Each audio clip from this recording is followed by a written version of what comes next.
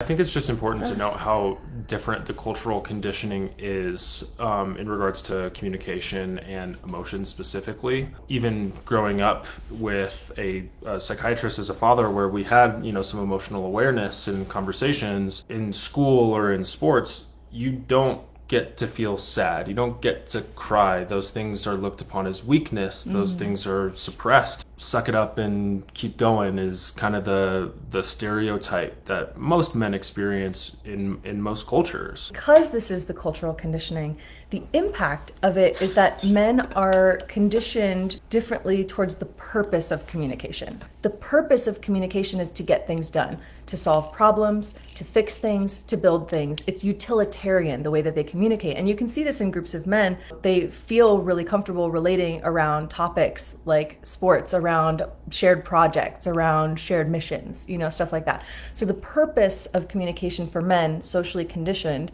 is utilitarian, whereas the purpose of communication for women is not utilitarian. And so we have a completely different underlying narrative to all of our communications that really gets in the way when it comes to communication between couples.